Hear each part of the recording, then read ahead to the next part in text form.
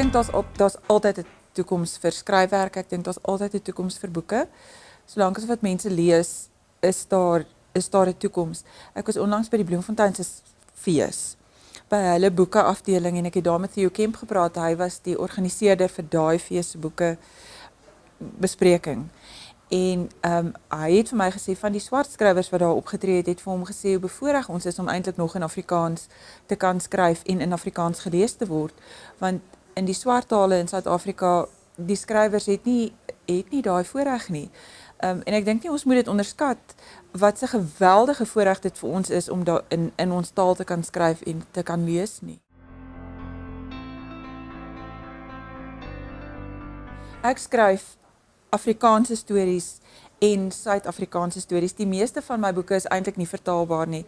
Ek skryf glad nie met die oog daarop dat dit vertaal moet word nie. Ek skryf in Afrikaans vir Afrikaanse lesers. Weet jy, ek werk gewoonlik so 'n jaar aan 'n boek. Ek skryf nie voltyds nie, ek skryf deeltyds want ek het 'n voltydse werk waarmee mens die rekeninge betaal en die dak oor jou kop en die kos in jou pens. So dit neem my gewoonlik so 'n jaar en dit is mense het nogal 'n jaar nodig om 'n boek uit te broei. Intussen skryf ek ander goed, soos kortverhale en so aan, maar 'n storie neem my omtrent 'n jaar.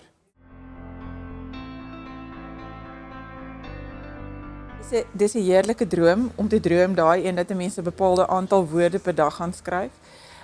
Ek weet nie of daar 'n skrywer in die lewe is wat daai droom geleef kry nie. Dit is net eenvoudig so dat 'n mens se kop en jou gees en jou kreatiewe vonk nie elke dag ewe vlambaar is nie. Ek werk kantoorure. En ek is nogal streng daaroor ek skryf nie in werkstyd nie. Ek het met ander woorde saans en naweke wat ek kan werk. En ja, party dae skryf 'n mens lekker en dan is daar baie woorde en in party dae skryf jy niks, maar daai redigeer jy. So die belangrike ding is dat 'n mens elke dag met jou storie besig moet wees. Maar die oomblik as jy ophou, dan verloor jy die draad van die storie. Dis jou kop moet net heeltyd besig bly daarmee. Ek skryf die lekkerste in my huis. Ek skryf waar my kop nie met ander goed besig is nie.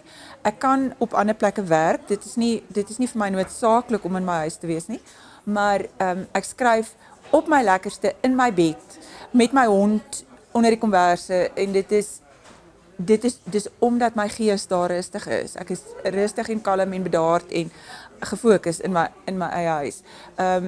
Ek het nie 'n spesifieke omgewing nodig nie. Ek hou nie van 'n geraas nie. Musiek, Bach, as dit moet, andersins is stilte vir my heerlik.